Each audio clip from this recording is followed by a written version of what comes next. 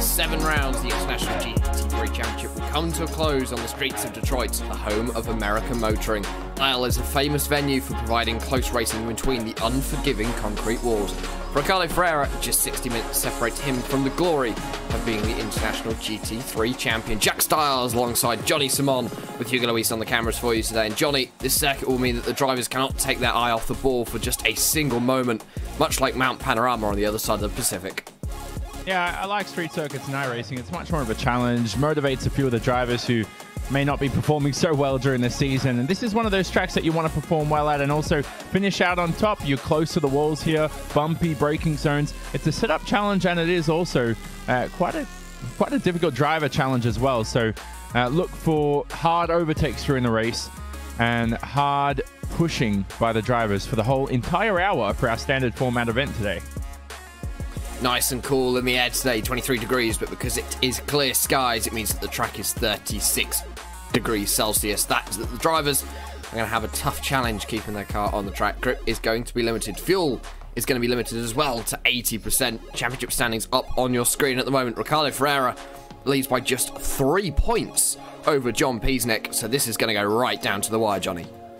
It definitely is. I'm liking that so far as well. Plenty of rounds to go as well. And we must mention as well, Jack, that this is our final round for GT3 this season for the International GT3 Championship. We're moving on to GTE cars. Don't get confused, ladies and gentlemen, as we see the championship standings for the teams up on screen at the moment. Element Motorsport doing quite well, just ahead of Follow Me Esports in second.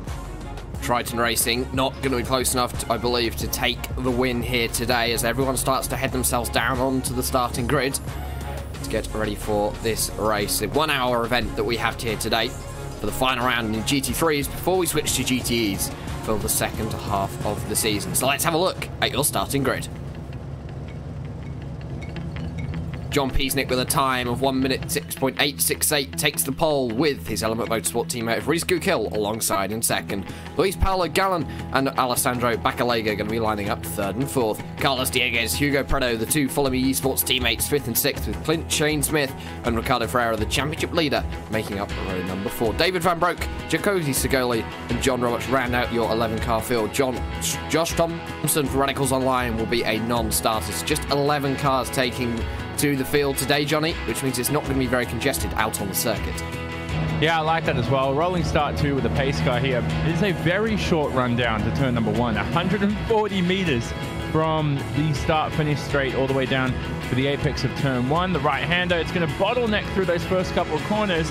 Something where these drivers need to manage. We don't have many cars out there in the field right now, so I guess there will be a lot of respect out there between the drivers, but I like the Element Motorsport front row. Peasnick and Reese Gukil doing quite well. As someone who has raced this circuit in GT3 machinery, I can tell you that for these drivers, next hour is going to be very challenging as the iRacing pace car will be setting off just about now. In just a few moments' time, the field will be under the control of Element Motorsport, the championship leaders in the team championship so far.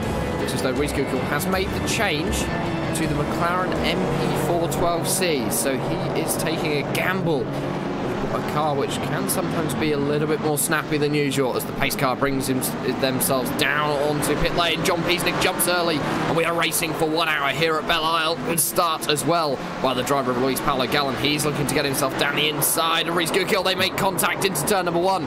Gukil goes round. That's going to put him right to the rear of the field. He also makes contact with one of the cars a little bit further behind. Yeah, you don't want that happening to turn 1, but it was a rapid start from Luis Paulo Gallan. He has a shot here at the lead as well. He could blister himself ahead of both Element Motorsports cars. Here they go through the middle part of the lap right now, through turn 3 and 4. Starts to tighten up quite a bit, up close to the wall and the exit as well. We're looking at the number 9 here, Alessandro Bacalega, who is also fighting for what is now third position. So he's promoted himself up the order, but Reese Gukil all the way down the rear end of the field, Jack, and he is about 20 seconds off the pace, off the bunch right now, off the pack. Yeah, he's lost around 25 seconds with that incident. It's quite tight through turn number 1, so he's had to get himself back going again. Currently looking at the battle for third between Alessandro Bacalega, Carlos Dieguez and Hugo Preto. Two different makes of car, the Audi and the Mercedes. The Mercedes is going to be good on the straight sections, Johnny, with that big grunty V8, but the Audi, much more of a nimble car in this GT3 class, meaning that they can get themselves through the fountain section, which they've just come through, a little bit easier. Yeah, and drivers want to make that car change specific to tracks, specific to sequence of tracks on the calendar too, and it does vary track to track, of course. Belle, another challenging circuit. I spoke about the bumpy braking zones, the tight angles. This track right now, you can just see the cars oscillating over every part of the racetrack. There's a 999 car of Carlos Dieguez, and there's just no balance whatsoever, although he looks calm in the cockpit, doesn't he? Through the first couple of corners again. Currently in P4, Carlos Dieguez, and still has a lot of time to make up on the number 9 of Alessandro Bachelega. Bachelega trying to put the pressure onto Luis Paulo Galán, currently sitting in second position. The Brazilian now living down under in Australia. He's had a good season so far. He's missed a few rounds though, which is why he's not up at the front. He also had some bad luck at the second round of the season, Zolder, and I believe round 3 as well. So he has had his fair share of bad luck so far. Johnny hoping that once we switch to GTEs, he can bring it back just a little bit. But I think for these top 5s, top 6 cars, they're all trying to make up as much time as possible. It's still a long, long race to go. Yeah, what do you prefer, GT3s or the GTEs? Oh, that's a tough question actually, because I've raced both. I must say GTEs suit my driving style a little bit more, but they're both fun to drive. Oh, okay.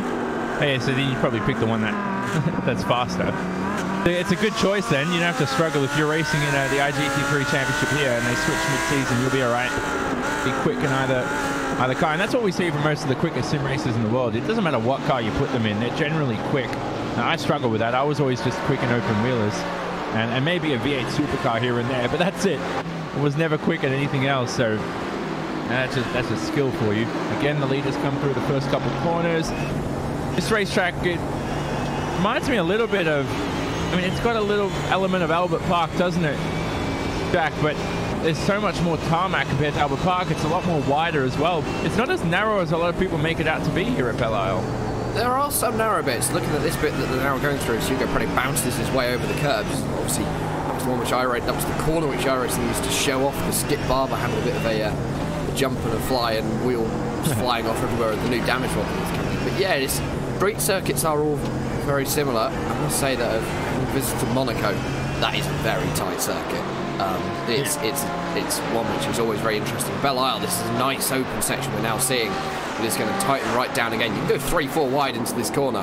You don't want to be going 3-4 wide into the corner because, as you can see, it tightens up so much. Los Diego's almost getting himself in the wall there. Yeah, he did. He almost did it at turn 5 as well. You'll see the left-hander later on. They're currently in turn 11 now, the leaders, and turn 5 just has the exit. The wall is just an uncanny off angle right there, and it will throw off a lot of drivers when they lose concentration. Hopefully not midway through the race, but that is a challenge when you have a small field like this. Still tight at the front. Bachelega getting close to the wall, but looks good. Trees blocking our view, but there's on screen back again. Are your leaders now riding aboard through turn number 1 and 2. So Carlos Dieguez now trying to fight past the SRT Esport yellow car of Alessandro. I don't think he can get past though this lap round. Seems to be a progressive race so far. So we're just looking to see when those pit stops will come.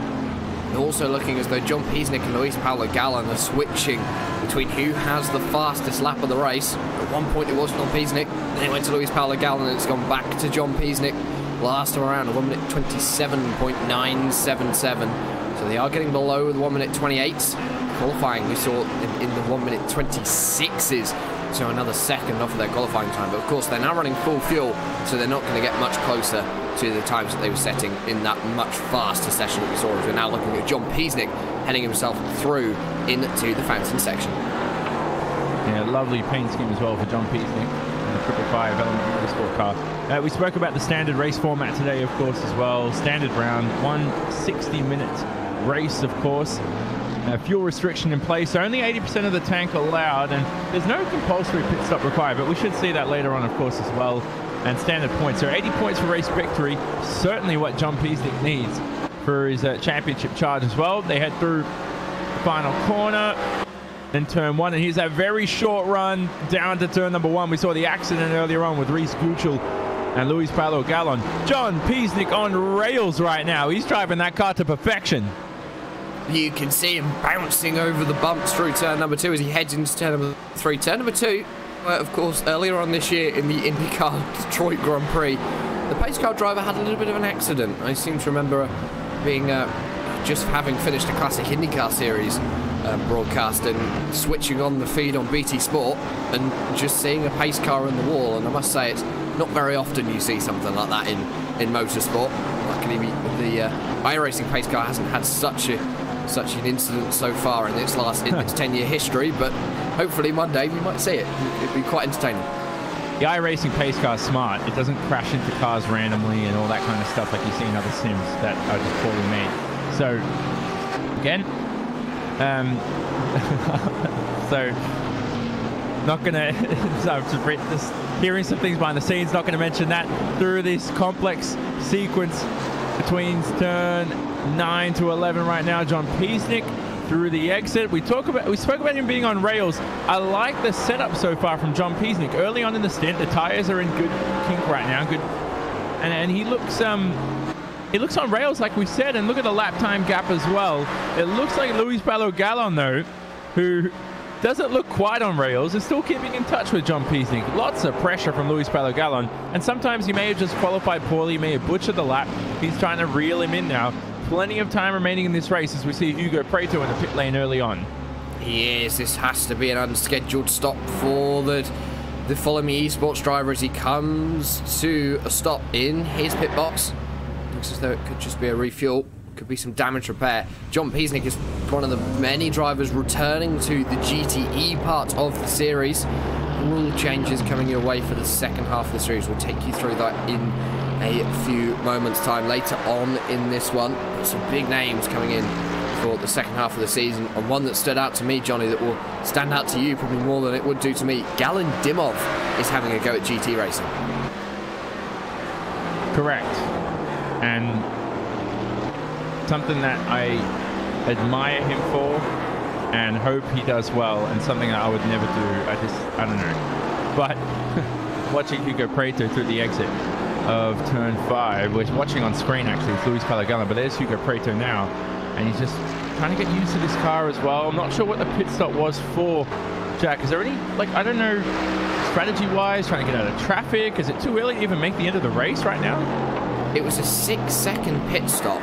I'm not sure, because obviously the fuel usage is going to be quite low here at Belle Isle. There's not many fast sections where you're going to be doing high speeds. And that's not a penalty. Either, 6 seconds. Yeah. Well, we'll have to wait and see later on in this event if he does bring himself down onto the lane. We're getting close to 10 minutes gone in this one. And you can see that John Piesnik has managed to break away from Luis Balo-Gallon just a little bit more. Gap now at around 1.1 seconds, 1.2 seconds, fluctuating just a little bit as they head through turn 3 and 4. Turn 4 is a very difficult corner because you have to get on the power just at the right point. Same with turn number 5 because the wall does crowd you in as you head up. You can see, I mean, that Mercedes, it's not a small car, so you have to be very careful through these very tight sections. It's a boat. It's a speedboat. It's wide, it's good. It's still quick at the moment. Luis Balo-Gallon is, well, it's fluctuating, isn't it? The gap. Every now and then, we don't know if he's catching John Piesnik in front or if he's reeling himself behind. He's getting ultra close to the walls there, Luis Balo-Gallon. And this is the rhythm you want to find around street circuits. You know, you don't want to... You start off the race as a driver around street circuits, in my opinion. You're going about 90% of your full potential. About lap 5, lap 10 minutes through the event like we are now, that's when you get to about 98, 99%. You don't want to push over 100% because that's when you start to lose the car and start to crash. So when you find your rhythm, what a lot of drivers have trouble with is actually sticking to that rhythm and not to try and keep pushing faster and faster. So something that just takes a lot of practice, experience, takes a lot of mental strength.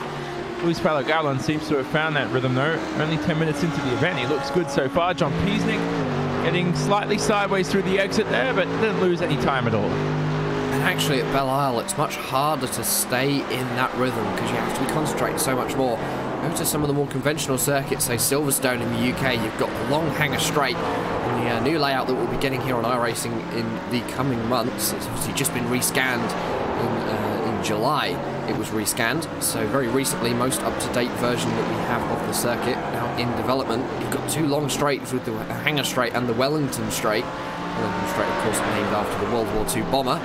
But here at Belle Isle, you can't take your eye off the ball. Even at Bathurst, you get a chance to just have a little bit of a rest going down the Conrod. But even on the straights here, it's not even a straight. So you still have to make sure that you avoid those walls. Yeah, exactly. And you don't want to end this race because we do have 11 cars. And that's, well, okay, just now put something to bed right now. We have 11 cars out there. And what time is it there in the UK, Jack? Was it 11 a.m. right now? So, quarter past 11. Yes. So, if you're Australian, it's Saturday night, Australian-friendly time zone, perfect time. But there's a lot of Australians either probably going out on a Saturday night, and that's probably why they're not here. UK time. Unless you had a quiet Friday night, you're not going to wake up at 9 a.m. and warm up for a race at 11 o'clock. And that is why we're seeing such a small field. And the only Australians, we have 4 Australians out there in the field right now, probably Jack, have 8 p.m. Saturday night wives where they're so good they don't have to leave the house after 8 p.m. Oh, well, for the GTE section of the series, it is moving time. It's going to be Saturday night GMT, 1900 GMT if I remember correctly. So it's going to be 8 o'clock UK time. And it's going to be 5 a.m. on Sunday morning for Aussies. So you've either got to wake up early or cancel all your plans, which... which what people don't realise, right? Okay, if it's like 11 a.m. in the morning for a race, you're not waking up at 10:45. You got to wake up at like 8:39 to get yourself active. As we look at Clint Smith here and Ricardo Ferreira in a close little fight for P5. But the point is, it's not that simple. Look at the Audi of Ricardo Ferreira. Is that the choice you want to make, or do you want to make the BMW choice around this circuit, Jack, right now? Because it looks like the Audi of Ferreira is starting to reel in Clint Smith. Both of these two have actually made up 2 positions from their starting spots. I must say, whenever I raced here in the GT3 series, which was 3 20-minute races, like the super sprint that we see in this series, I chose the Mercedes. Because that was the series the car that I chose for that series. I knew it was probably going to be on the back foot, as it sounds as though Smith actually had a little bit of contact with the wall coming through the double right-hander there. Yeah. I'm not sure. I don't think he did. There's a little bit of damage. It could have been just a little bit of a glitch on my part. But as they head into turn number 1, nice graphic on the right-hand side of your screen, powered by ATVO. You can still see that they're pulling nearly 90, 100 miles an hour through a very tight section of the course. Yeah, and what you saw there from Ferreira was his view of the apex was blocked. He took a weird line into turn 2, and it actually hampered him. If he actually took the normal line and actually followed Clint Smith in front, probably would have been able to get past here at the exit of this main straight, heading towards turn 3. Here they're at turn 4 right now. The difficult left-hander at turn 5. Bumpy braking zone. Curb on an angle. Curb with undulation as well. It's bumpy. Now through the next section, past turn 6, the long straight to turn 7. It's weird. It's not really a straight.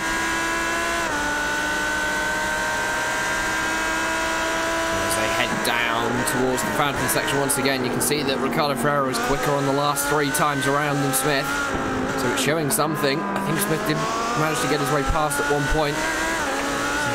Towards the exit of this one, you can actually see just how bumpy this course is. As they head out of here, there's a nice bump on the exit there. You've got to be very careful not to lose the rear end. I've seen a few drivers do it. Ferreira looking to the inside, showing his nose. Don't think he's going to be close enough though. Going to run into turn 1, we'll have to wait and see. As they head through the final corner, flat out this one. 220, 230 kilometers an hour, or hard on the brakes.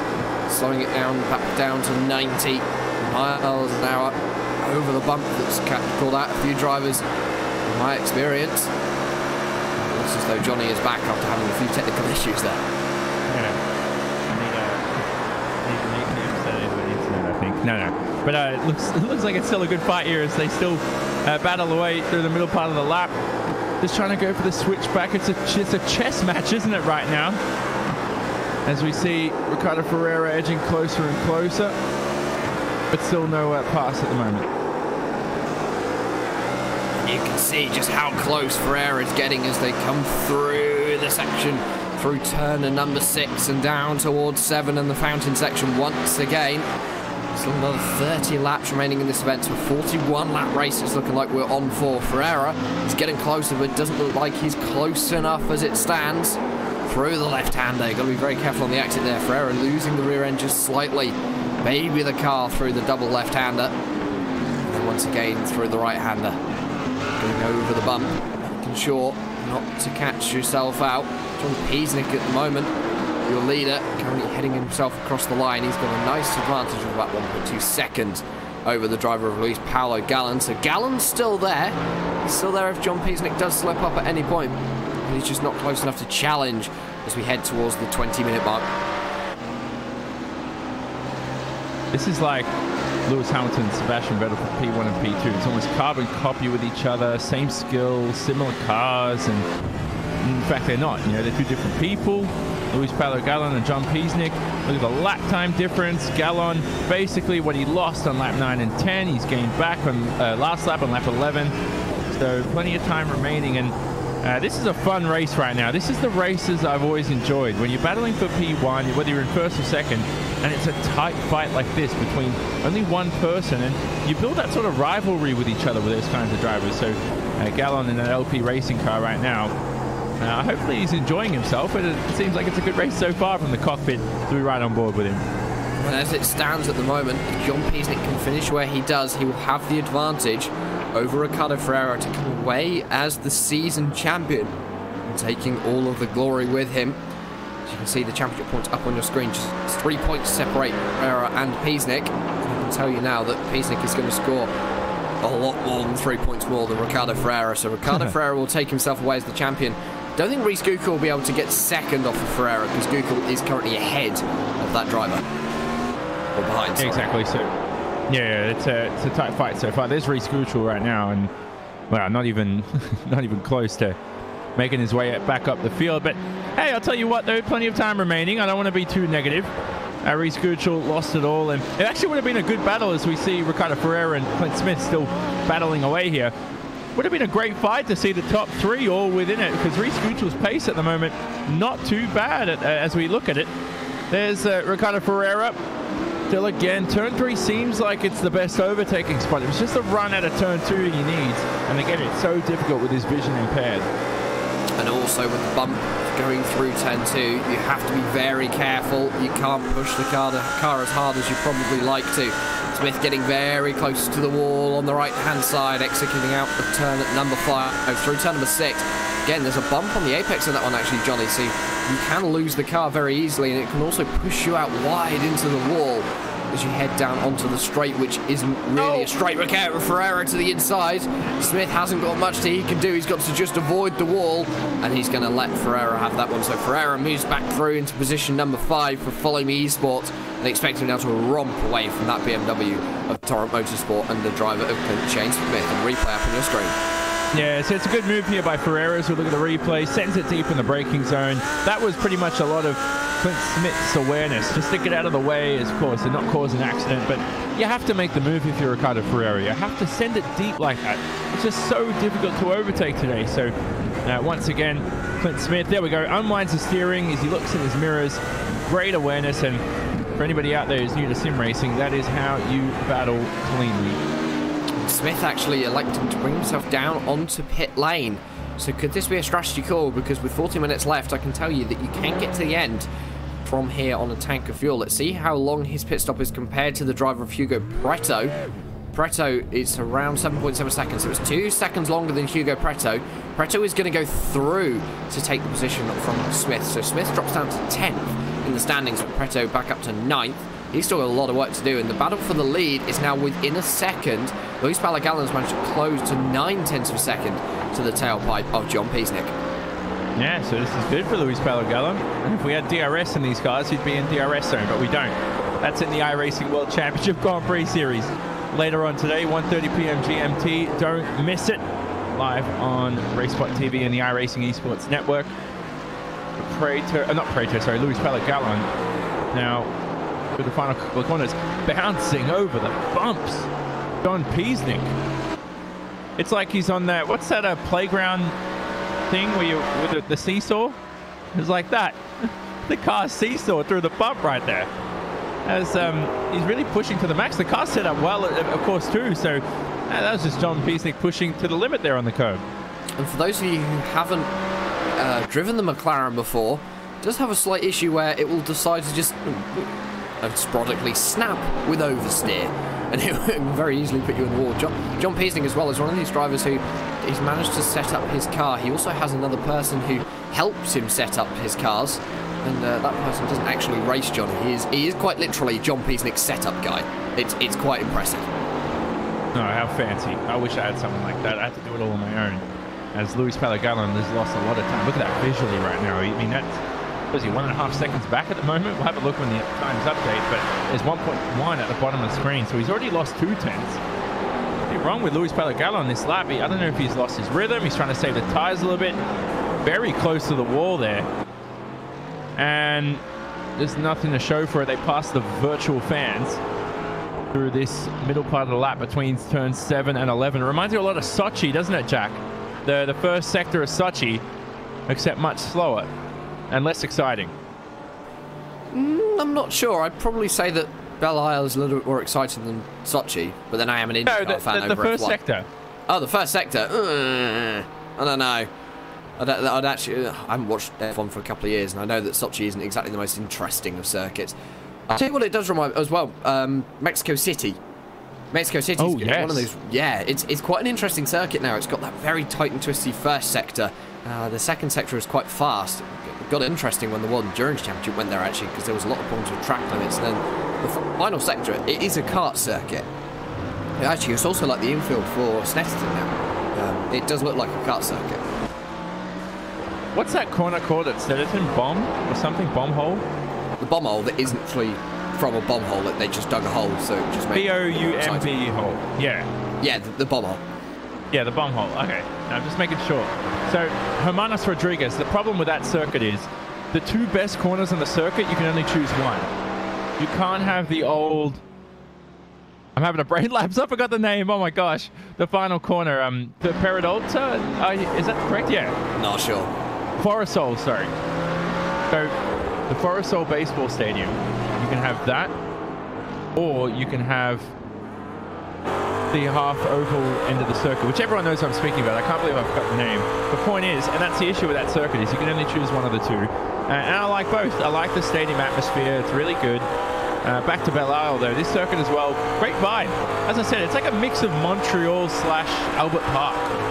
It's very nice atmosphere to the circuit. Main Straight's great, the stadium atmosphere. Leaders come through turn 1. Look at the flames at the back of John Peasnick's McLaren as he shifts gear and heads towards his first Main Straight yet again. 7 tenths the gap. So we thought, well, I was at least getting concerned about Luis Palagallon. Right now, these 2, would you pit at the same time if you're Luis Palagallon? You'd do the opposite, wouldn't you? I reckon so, and I think at the pit stop, Luis Palagallon should have something fitted to the front of his car. Get a chicken breast on a stick, because if he gets close enough, he can actually char grill it in the flames from John Peasnick's McLaren. Yeah. And by the end of this race, Luis Palagallon will not only be able to celebrate a podium if he ends up in the same position or even higher, he'll also have a char grilled chicken to eat on the podium. That's good. I like a charcoal chicken. Oh yeah. As Peasnick now throws it through this middle sector, the slower version of Sochi's first sector, as they now head towards 9, 10, 11. Peasnick again, the McLaren, you can tell, like you discussed, Jack, it's oscillating over the bumps quite a bit. Sometimes have that snap over steer moment that's very famous with that McLaren MP412C. Looking for the brake markers through the end of the lap here at Belle Isle through turn 12 and 13. Basically a double apex corner almost. It's one corner you treat it as. And through 14, the final corner. Sunset Drive, we've passed. Main Straight, turn number 1 and 2 as well. Quite similar to St. Petersburg and IndyCar as well. This first couple of corners, just a lot more wider. Luis Palagallon now 8 tenths of a second. Well, at the top of your screen now, it's gone down to 7 tenths of a second as we see the order cycle through. Reese Guchel, by the way, up in a P7. He's passed David Van Broek and makes up another position. So Reese Guchel on a charge through the field after his first turn incident. Indeed so, and he's managed to get himself a little bit further up. Of course, pit stops are still to come. Reese Guchel is one of the fastest drivers out on the circuit at the moment, but your lead battle still between these 2 drivers. There's actually a little bit of damage on Luis Palagallon's car there, Johnny. I wonder whether he's had a little bit of an argy-bargy with one of the walls around this Belle Isle circuit. I wouldn't be surprised. It's very easy to do. It's heading into turn number 7. Peasnick bouncing his way across the curbs. Brakes are glowing on that Mercedes. Oh God. I must say, I do love that effect. Yeah, that's great. And so And we see, I'm just watching Peasy because he's really pushing to the max, isn't he, right now? Through the next right-hander. Peasy doing well. His Element Motorsports teammate, Reese Guchel, should have joined this bunch.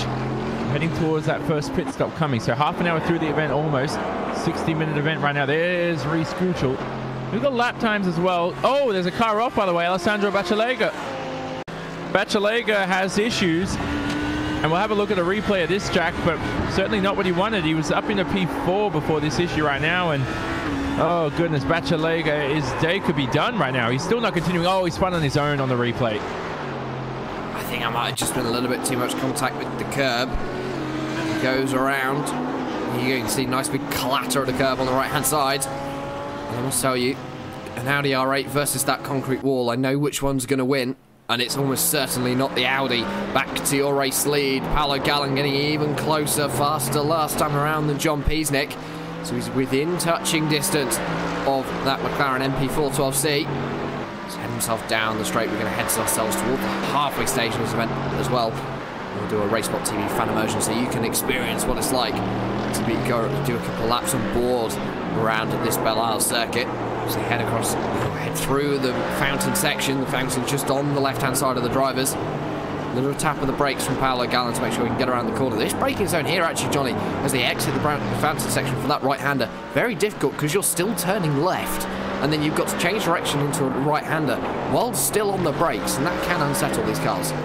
Yeah, there's only so much you can do with fast damping as well to set up the cars. Paolo Gallen actually hit the wall there, definitely damaged that Mercedes.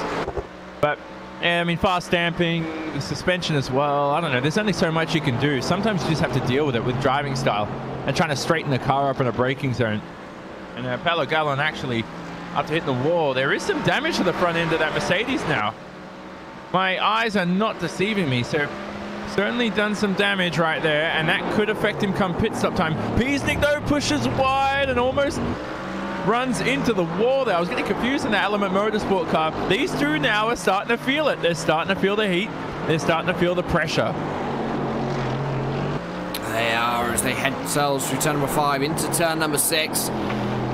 Really pushing the limits is Luis Paolo Gallen. A little bit more gap between himself and that wall this time around. Gap has extended itself actually to just 3/4 of a second. Down to turn number 7, the flames are on from the McLaren MP412C. Pretty much, it looks like a bit of a flamethrower actually, that machine. And as they head past the fountains, and the fans on the right-hand side, you see once again just a little bit of a tap of the brakes. I think that's the best way around that corner, Johnny, is just every now and then just giving it a tap to make sure that you can get that rear end round. Yeah, you need to test that as well, make sure that it is the best way around the corner. Sometimes you do need to adapt your driving style per car, per season, per track, per corner. You want to make sure that you do have that adaptive driving style, and that's where consistency is best. You're able to adapt to conditions, to tire wear, to damage, as Luis Paolo Gallen faces that dilemma at the moment as we approach the halfway point of the event. And as we approach the halfway stage of this event, do not forget, ladies and gentlemen, live timing and scoring is available at RaceSpotTV/timing. You can track your favourite driver over there. That's all up to date as always. There's 30 minutes to go now here at Belle. We're going to do some RaceSpotTV fan immersion. We're going to ride on board with Luis Paolo Gallen as he chases down John Peasnick.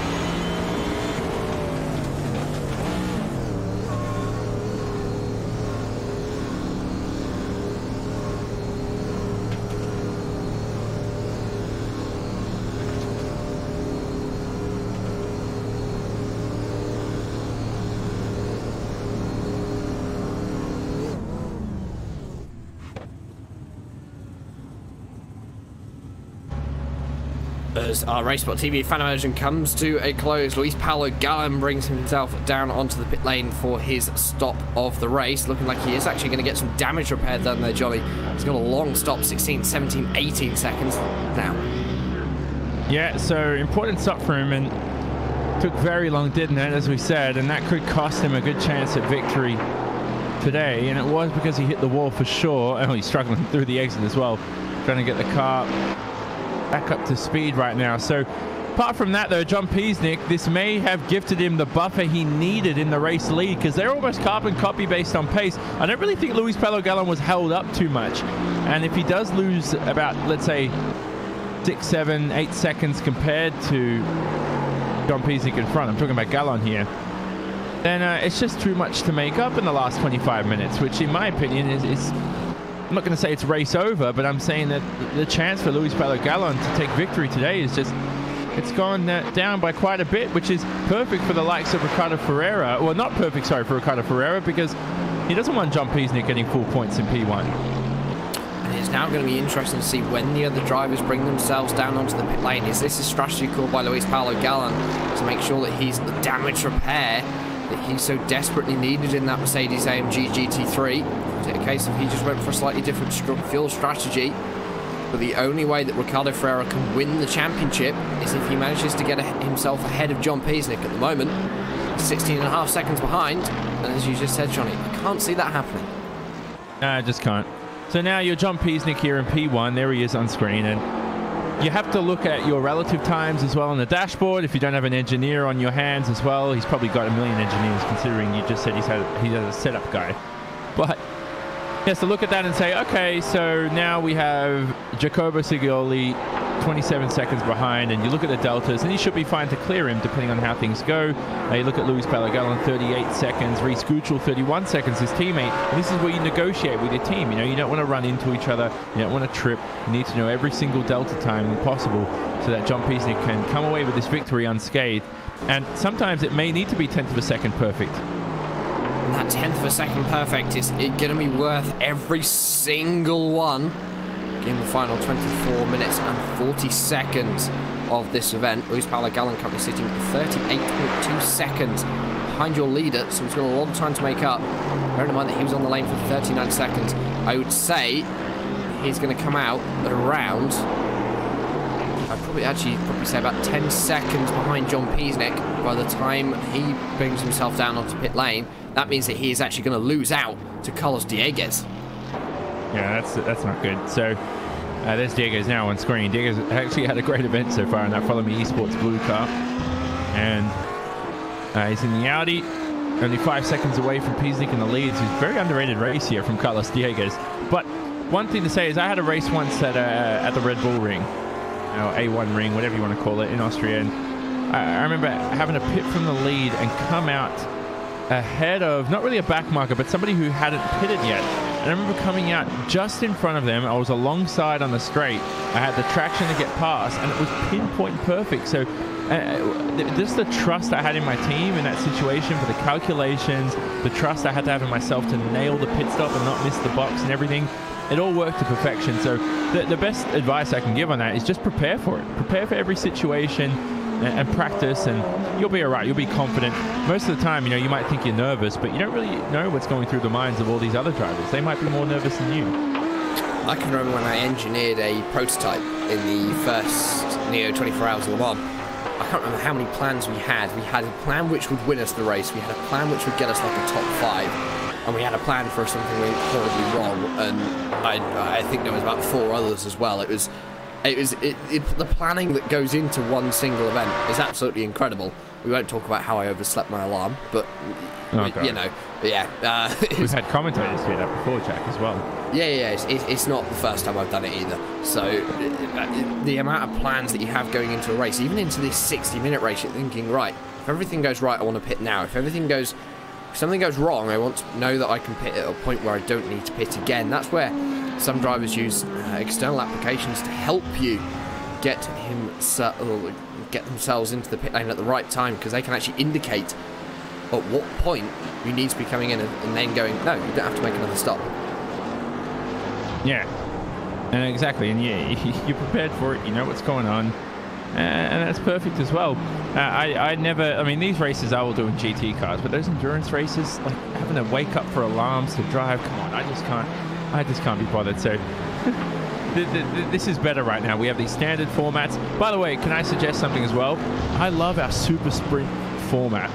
I've never commentated on a super sprint format race, but I've watched a couple of them, and it's great. You know, when's our next super sprint format race? That is round 12, Brands Hatch. You know, we had Mo Sport, and that's it earlier on this season. It was a couple of weeks ago, or a few weeks ago. It was like a month ago, actually, I think, by now. And it's quite a while back, but I love that type of format. Just have those different races, grid different positions. That's actually how I started in sim racing. I was in a lot of V8 supercar leagues, and we had that sort of super sprint formats, but I don't think we'll have them in GTE, unfortunately, at Jack 10 this season, which is something that I hope changes. You know, we changed cars, maybe we can change that rule last second. Yeah, I was hoping for that as well, because in GT3s it is exciting. In GTE it would be even more, because there's no ABS on those cars, so you can't flat foot the brake and hope to make the corner. You actually have to think about your braking, and it just makes that a little bit more exciting. We are going to, yes, as I'm just being told by our producer Hugo Luis, we're going to have a sprint. The sprint format, it's going to be a 15-minute race and a 45-minute race. So it's going back to the 90s with British touring cars, Johnny, where we had the sprint and the feature race. And that was always a weird one, because you had the little strip on the window. This was before I was born, like, I still know about it. You had the strip on the window and you had to change tyres. Even if you only changed one tyre, you still had to do it. And it was probably one of the weirdest rule sets I've ever seen in motorsport. Yeah, that's what we used to do when I was in these amateur leagues starting off sim racing. Very fun leagues, by the way. And, you know, sometimes I go into a pit stall and feel like, you know what, I want 2 left-hand side tyres. You can make this flexibility in sim racing. You know, we're not administered by, you know, all these rules and everything like that. We can make up our own rules. And you can do that in iRacing, set up your own league, have your own rules, much like we see today with the GT3 Championship. Reese Guchel now trying to make his way up through the field again, repeating for the 50th time after his first lap accident at turn 1. Just so unfortunate for Reese Guchel, and it's so demotivating. But right now, the character shown by him to still continue on to race and not just quit and jump out of the car and basically rage out of there. Into the pits, though, goes the driver front of Sigoli. And there he is now in that Pro Drive Shop iRacing team car. And that's perfect for Reese Guchel. Doesn't have to deal with passing him out on track, although Guchel probably wanted the fun. Yeah, wouldn't be surprised. He's 27 laps into his stint, so he hasn't actually pitted so far yet. The top 4 haven't pitted. His place Luis Paolo Gallen, he has. He's now cycling himself through, so he's back into the top 5 as Sigoli is back out and away. And I'll tell you what, as you were saying, Johnny, with selling your own league on iRacing and setting up your own rules, one of the things which I did, it must have been about a year and a half ago now, was I did a demolition derby. And that was one of the, yes, they are. If you ever get the opportunity to do one, I recommend it, because they are probably one of the funniest things. It was a competition between the UK and I guys of who could get the most incident points 40 minutes at Lanier Speedway. Oh god, I get sick of that after like 10, but it sounds like fun. Was the figure 8 track as well that you used on iRacing? No, we were just on an oval. We were using the street stock and oval. Man. It was literally like 40 minutes of people speeding in the pit lane, getting their black flags cleared, and then wrecking each other. I can't remember how many times I had to pit. But I think I ended up with about 200 and something incident points after about 35 minutes. Wow. That's like being the opposite of Martin Kroenke, who gets like 3 incident points per season. Matter of fact, actually, last season in the iRacing World Championship Grand Prix Series, Martin Kroenke, phenomenally. Do you want to have a guess how many incident points he had in 12 races? 4. 17. Oh, so okay. So you know that was like very little. I think the next best was somebody who completed all 12 races. I think it was like 50, I think. Hard to tell on the sheet I'm looking at the moment, but just incredible by Martin Kroenke. And by the way, if you want to find natural talent in sim racing, your Hamiltons, Verstappens, your Vettels, Schumachers, those kinds of guys, the Michael Schumachers, not the Ralphs. So you have... You find drivers who are consistent over a full race, who don't have a lot of incident points and still finish in the top 5. And you're like, whoa, what's going on over here? Natural talent. Grab them, sign them, Put them to your young driver program. Don't let the Apex Academy steal the drivers like they do to 99% of other drivers out there, because Apex is just so popular and we all love them too. But we need to stop them from stealing all that talent. It's just incredible. So that's the perfect way if you're a team manager to find talent. That's the simplest way. It's finding that talent, which sometimes actually is quite difficult. Speaking as a team manager myself, if it's finding the talent is one thing. Also, then luring them into the team is another one. It must be said. And I think we're getting a little bit off track as we head towards the point at which there will be 15 minutes remaining in the final round of the International GT3 Championship. We're currently looking at your race leader with a 5.5 second advantage over the driver of Carlos Dieguez. That's John Piesnik. That's the current championship leader if the positions stay as they are. Because Ricardo Ferreira is dropping off of the back, Johnny. Now the gap between himself and the race leader, 18.6 seconds. Yeah, that's quite interesting there. So John Piesnik now. Yeah, let's see how this race unfolds at the moment. There's still plenty of time remaining. 16 minutes left in this race, although it's shortening, of course. I said plenty of time remaining 50 minutes ago. So there's your movers and shakers through the field. Ricardo Ferreira doing well for his championship charge. And Reese Guchel on a recovery drive in P4, already doing well. Do you think Reese Guchel could have won this race, Jack, had he not had that turn 1 incident?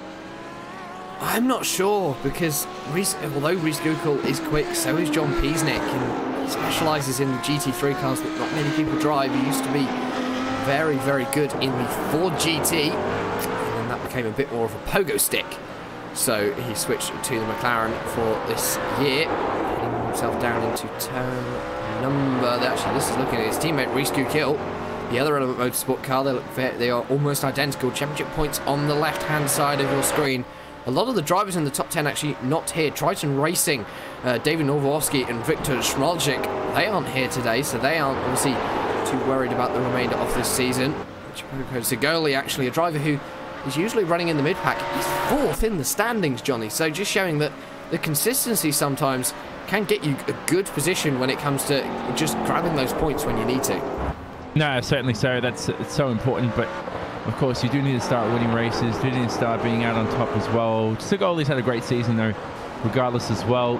Missed a couple of rounds as well. Round 1 and 3, no points for him as well. So this right now, we know that John Piesnik will take the championship. So important. Let's look at the points on offer as well. P1, 80 points right now. We have standard points for this race.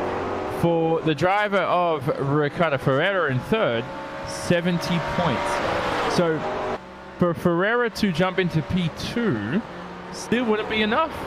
As we said, he needs to finish ahead of John Piesnik at the moment. Yeah, and if he doesn't get that done, the only way that he can do it now is if he doesn't pit. And well, we have a mandatory pit stop, so that one's out of the question as we head towards now into the final 25% of this race, 25% of this season, or not 25%, it's the final 15 minutes of this season. John Piesnik getting himself through turn number 4, turn 5, a little bit wiggly actually, a little bit of a squiggle. Looking at Carlos Dieguez, this is the teammates Ricardo Ferreira of the Follow Me Esports, so if Carlos Dieguez closes the gap, he could get ahead and try and actually hold up John Piesnik, but he's got a long time to hold him up, and I don't think it's going to be long enough to be able to let Ricardo Ferreira come back into this fight. Yeah, I think we're starting to clutch at straws, aren't we, for the championship here, but you never know in the closing stages. Yeah, we didn't know what was going to happen. Brazil 2008 for Formula 1, Brazil 2012 as well in the closing stages, Abu Dhabi 2010.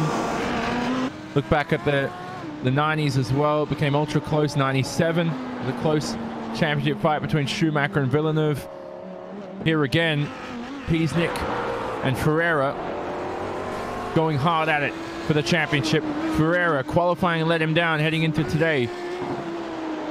But the Follow Me Esports driver trying to search for every single ounce of hope he can in these final 12 minutes to hopefully project his way up the championship standings, but it looks like nobody is going to end John Piesnik's day. It just have to be luck or a mistake from John Piesnik to set himself down the order, which is something rare to see from John Piesnik himself. It is actually, and of course, the iconic moments in motorsport, especially in Formula 1 in the last 10 years or so, you can forget 2009 and Born GP, especially Brazil with Jenson Button starting, I think it was 14th, and he had fought his way back to about 5th to be able to win the championship. Yeah. That's an effort that will go down in history, that whole team as well. Jenson Button now switching his focus to endurance racing, to GT racing in Japan, and then to the prototypes in the World Endurance Championship. He was out in action at Silverstone, and actually it's a shame that that car had the engine blow up on itself in the opening stages of that race, because had it not, he would have won that race with the two Toyotas being disqualified for their slight technical infringement. Yeah, slight. So, well, it was slight actually. But moral of the story is, yeah, I mean, that's motorsport for you, don't.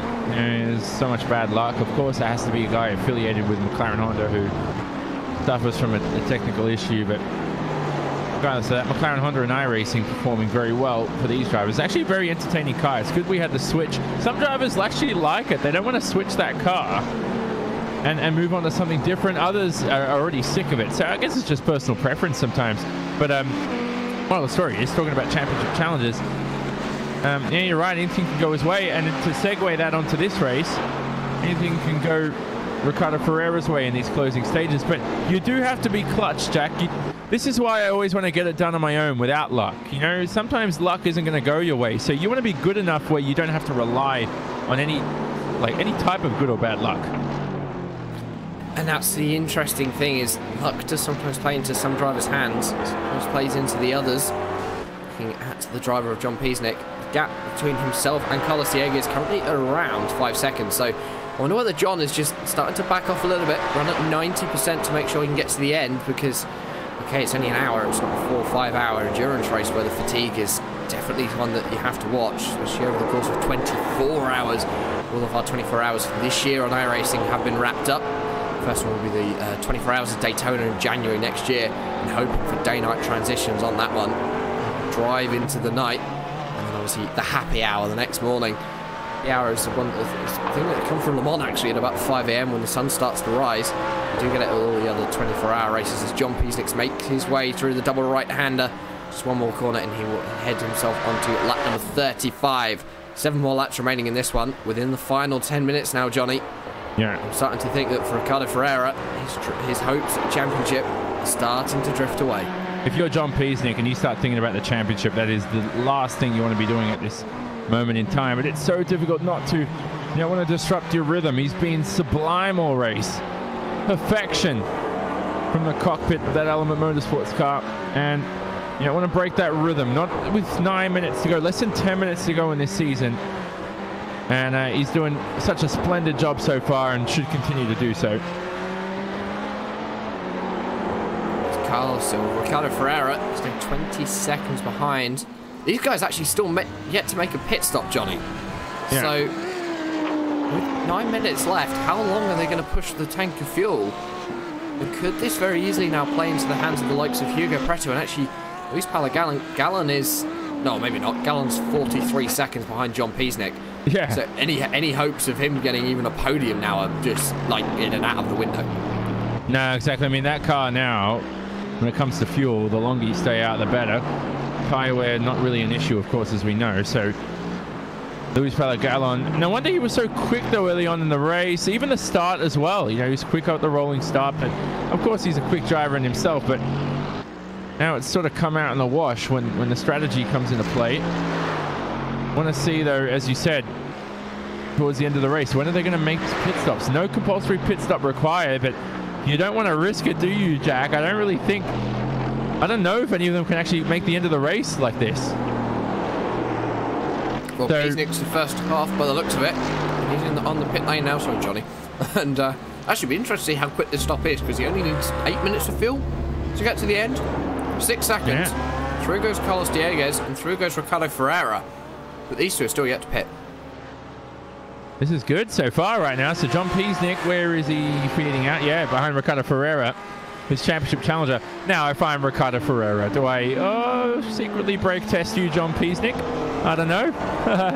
So right now, though, the championship is in Ricardo Ferreira's hands. He's going to score more points than John Peasnick. But we'll see what happens with Ferreira and his pit stop. He looks very slow at this moment in time. Ricardo Ferreira. Piesnik catching him, reeling him in as the race progresses. And as the race progresses into the final closing stages, as they come across the line this time, it's going to be 5 more laps remaining in this one. John Piesnik now, actually, he's going to have an opportunity to maybe actually get past Ricardo Ferreira on the track, and that could actually give Ricardo Ferreira a little bit of a kick up the old tootsies and make him realise that maybe John Piesnik just had it better on the day, better car, better setup, a little bit more pace, and his championship hopes are almost certainly dead now as Carlos Dieguez brings himself down onto pit lane. Will Ricardo Ferreira follow as he the number 13 heads himself through the double right-hander? Got it. And he's going to actually stick to the right-hand side. Yeah. So Ricardo Ferreira next to Koff. And actually, was that a case of he's run out of fuel? I'm not sure. Well, he's got it. Yeah, I don't think he can go another lap. I don't think he'd make the end of the race. So Ricardo Ferreira now wanted to hold up his championship challenger, didn't he? He wanted to could have secretly brake tested him, like we said, but I don't think he's dirty like that. So Ferreira enters his box. There is John Piesnik now on screen. Piesnik, it says P2 there, but he is in P1. Depending on which timing screen you look at. So Dieguez, after entering the pit lane, I think probably crossed the start-finish line before John Piesnik, of course, and that is why you're seeing that. But it is John Piesnik in P1. There's Ferreira in the pit lane. Extremely long stop for Ricardo Ferreira here. That is... Oh, he's out of the event. I think that's an interesting development. That could actually hand second place in the championships to Reese Goodkill, depending on where he finishes, because he's going to inherit third. So Goodkill has managed to get himself back on the podium after the incident at Turn 1 where he lost nearly 30 seconds. Yeah, and more importantly, championship prizes as well. First place $200, team championship first place $100 split between the team's drivers. I don't know if you actually do have to split that, but you might as well. Yeah, very important now for Ricardo Ferreira. He loses second in the championship, drops down to third. He'll lose an extra $50 of prize money. Still worth it. And that's a lot to lose. I think for Ricardo Ferreira, clearly the last 5 minutes, he just wasn't able to handle. So for Reese Goodkill, okay, he's 10 seconds away from his teammate John Piesnik, but he is 5 seconds away from Carlos Dieguez, and could he, or maybe not, no, because Goodkill's going to have to make another stop. So Goodkill doesn't have the fuel to get himself to the end of the race, Johnny. This now hands it back into the hands of Luis Paulo Gallon. So Gallon is getting himself back on the podium. Yeah, sounds unexpected by Gucciol, but yeah, he did have to make the pit stop, as we remember. And yeah, Luis Paulo Gallon now onto the podium. Perfect for Paulo Gallon and his championship charges now. So we don't, all of a sudden, final couple of laps, strategies coming into play. Drivers save their pit stops to late. Reese Gucciol, though, quick stop for him, 5.5 seconds. One of the quickest stops of the day, I think. May even be the quickest. Perfect for Reese Gucciol. Where does he feed out? In P4 ahead of David Van Broek. And I think Reese Gucciol will probably end the race there in the 4th position off the podium. Yeah, I think so as well. David Van Broek is 4 seconds, 3.5 seconds behind, but is not going to be close enough to challenge. So for Luis Paulo Gallon, that longer stop has meant that he's managed to bring himself back on to the podium, but he's 15 seconds behind Carlos Dieguez. So actually the damage repair was very much a case of that lost him out second place, though he'll still be happy with the podium. Yeah, for sure. Podium's always good, but final round of the season always be overshadowed by the likes of John Piesnik, who's on his way to a nice championship right now, and a good season for John Piesnik as well. Hasn't won every race, of course. He hasn't done a Martin Kroenke or a Michael Schumacher, or a Gregor Hutu, but he's having a dominant campaign nevertheless. And I always like this as well. Great talent we've had in the IGT3 series. It's come down to the wire, and well deserved as well. Just a shame, actually, by the way, that we didn't have as big of a field in this final round, but it's been a great event nonetheless. And also, I'm talking as if the race is over. Still, look at the top left of the screen. 3 minutes, 4 seconds, 3 minutes, 2 seconds to go. So another 3 laps remaining in this one, because John Piesnik, of course, is so far around the lap. He's going to get 2 more in after this one as he heads himself through turn number 5. Luis Paulo Gallon has got a little bit more damage on that car once again. So clearly he's pushing the limits and possibly even a little bit more into these walls. The walls are very unforgiving as they head themselves through turn number 3 and 4. Before, you have to be very careful of that curb on the inside, because if you hit it, it can unsettle the car. And you do not have the wiggle room here at Belle Isle to be able to make sure that you can get yourself through a corner nice and safely. No, you don't. We talked about the street circuit much today, and lovely track Belle Isle. So You definitely don't want to make a mistake later on in the event. We've seen it before, though. You can really, at this moment of the race, I don't think any driver loses concentration with 2 minutes to go. I think it's just more crack under pressure, really. And the pressure can be pressure that you create on your own. It can be pressure from a battle, such as we're seeing right now. Hugo Prato right behind David Van Broek. Prato, again, made that early pit stop. Sort of worked out for him today, hasn't it, Jack? But still in 6th position. Probably wanted to project him a little bit higher. Didn't work out quite as well as he hoped, but still well. And well, for Hugo Prato, he could still get 5th position because David Van Broek and John Roberts, the 2 boosted teammates, haven't had a trip onto pit lane yet. In the final minute and a half, the final 2 laps, are they going to be able to get to the end, or are they going to have to be able to stop? And I'm actually going to have to go and now double check the regulations because I'm pretty sure they have to make a pit stop before the end of this race. Well, we'll see. Standard race, no compulsory pit stop required in the rulebook, so unless that's been changed, it should be okay to do so. So right now, it's just about fuel, like you said, Jack. Whether or not they can make it to the end, that's the biggest factor. And nevertheless, Hugo Prato might as well just try and make the pass out on the racetrack. You never know. Don't put any doubt into the play. And just a little bit further behind, the battle between Smith and Segoli for 7th position. And David Van Broek will not have to make a compulsory pit stop.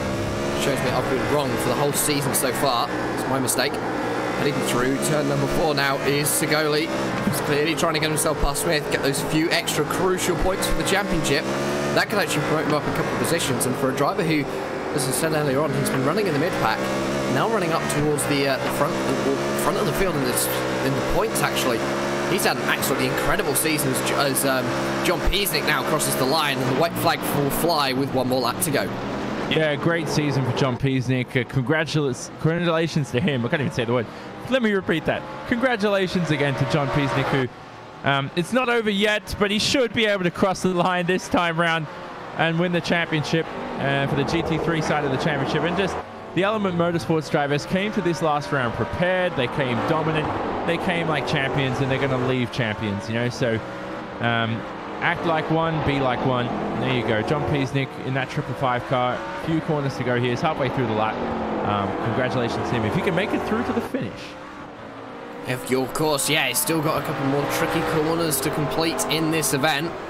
And that is what's keeping him from the glory. He should also take home the team's championship for Element Motorsport because Ruiz Cuca will score points for 4th position. I don't think that Carlos, with Ricardo Ferreira dropping out, that basically throws away the opportunity for Fulham Esports to be able to take that position away. Segoli has got himself past Smith, but for John Peasnick, as he rounds out of the fountain section for the final time, up to the double right-hander in his McLaren MP412C, clearly showing that, okay, it might not be the fastest car, might be a little bit more of an underdog in GT3 racing. It's the older spec. It's actually now 2 generations old with the 720S GT3 coming into testing phase. But as John Peasnick crosses the line, he will win the final round of the International GT3 Championship and also the International GT3 Championship. The Drivers' Champion, Carlos Dieguez, is going to cross the line for 2nd position. Luis Paulo Gallen will be crossing the line in a few moments' time for 3rd. Element Motorsport as well, your team's champion. So after 7 rounds, it all comes to a close. Smith now having a few more issues. Has he made contact with the wall? I'm not too sure. He does look slow. Hugo Prato looking like he's also having some issues because Segoli has managed to get himself past Prato. So we're going to have to go and have a look at a replay of this one. So Segoli actually getting himself 2 positions on the final lap. He's going to come home in 6th. Van Broek does the impossible 41 laps on the same tank of fuel. And he crosses the line. Smith trying to get himself past Prato, but he's not going to be able to do it in the closing stages. Brilliant championship. Here's the replay now on screen there. And see what happened here. Oh, spin, wasn't it, that allowed Prato through? And there we go. So issues on the final lap, of course. So there's the driver right on board now in the BMW of Clint Smith. And Clint Smith, the half spin, you could say, not a full spin, didn't touch the wall, but there's Prato going straight through in a P7. And those two in a fight for most of this race as well. Clint Smith, their error on the final lap, unfortunately for our series administrator, demotes himself to 8th. But it's all about John Peasnick here today in that 555 Element Motorsport McLaren. He's had a brilliant campaign. He's a connoisseur of GT3, and so is Element Motorsports. It's just been celebratory campaign for them so far, and a great way to cap it off with victory too for the championship.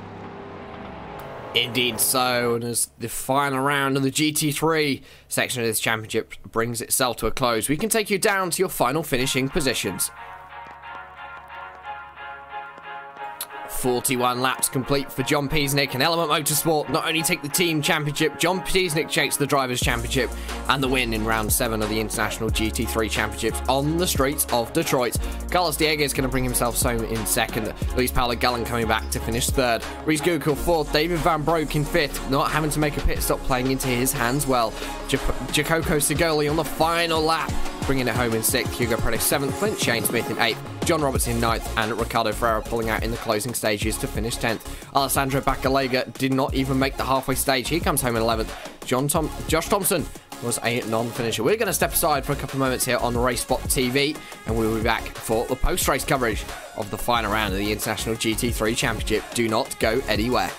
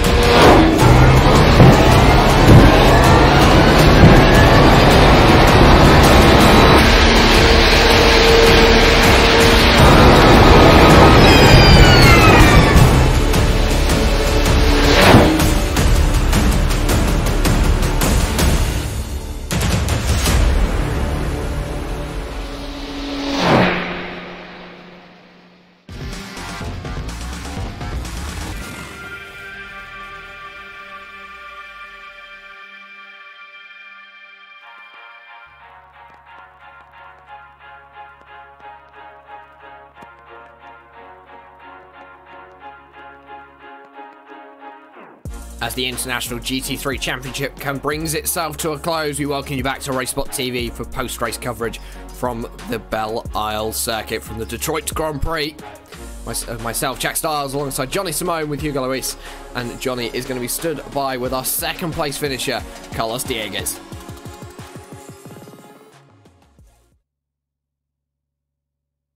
Carlos Dieguez, I join him now as well, who came home in P2 this race. And Carlos, was a good race from you so far. Obviously overshadowed as well, your P2 by the championship by John Peasnick. But you talk about your stint as well, saving a pit stop to 5 laps to go.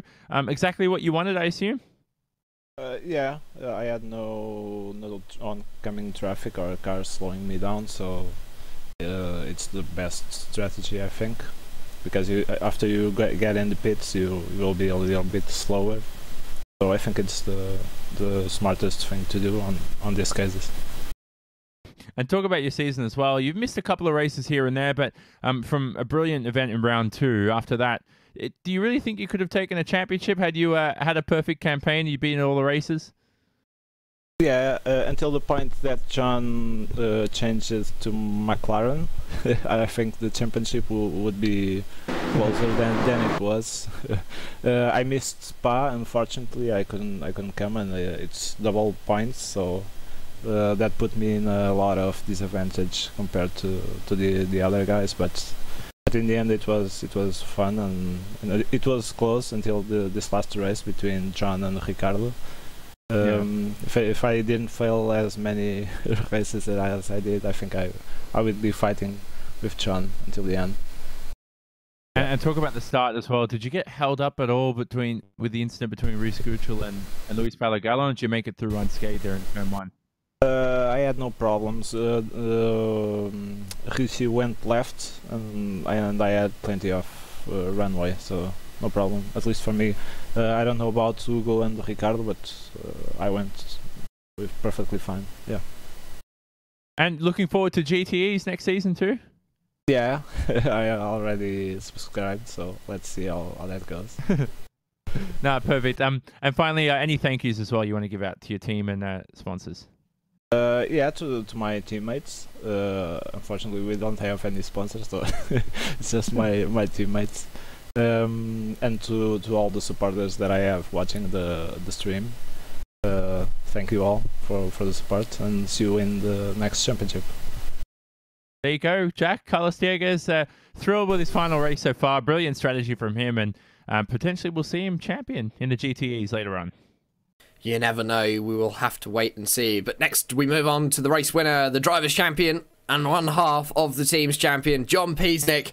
Congratulations. The last 7 rounds, you've pulled off an absolutely perfect performance in that 555 machine, starting off the BMW, switching to the McLaren. Belle, it's a very difficult track. Just take us through how difficult it was to stay concentrated for the full hour of this event.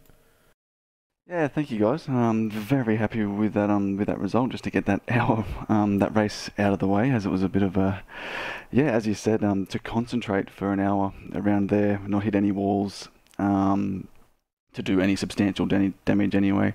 I did rub the walls twice, and it's just down to lack of concentration, outbraking yourself, doing little things like that. So yeah, it was very challenging. I'll probably have to say it is probably one of the most challenging circuits in iRacing to do an actual race at, and that was my first time I've raced there. I've done plenty of laps but never raced. So very happy to get the result and just keep it off the walls, and yeah, very happy. And of course, the full season you had the challenge from Ricardo Ferreira. The other drivers at the start, Luis Paulo Gallen, he hit a bit of bad luck mid-season, so wasn't able to challenge. So it wasn't easy getting to the end and being able to come away as driver's champion. No, even though that's a bit disappointing that we didn't have a huge field tonight, but still the level of people that are involved are pretty high. So like the strength of field's always high 4s or close to 5. So the people involved are very quick. So it's just about being consistent. So as you know, I didn't win a huge amount of races, but I was just racking up the points and not making mistakes. So credit to all the people involved, all very quick drivers, and yeah, we look forward to challenging with them later on. And of course, GTEs next season, I believe you are making the switch. And yeah, time-wise it's a little bit difficult, but I have said to Clint that I will jump in when I can. I will be there for round 1 and a few, but I will miss probably the most important rounds, the double points and stuff like that, because I'll be away on holidays. So unfortunately it won't be a championship, fighting for a championship unless something drastic was to happen to other people, but I'll be there having some fun and going against some of the quick guys and just see how we go.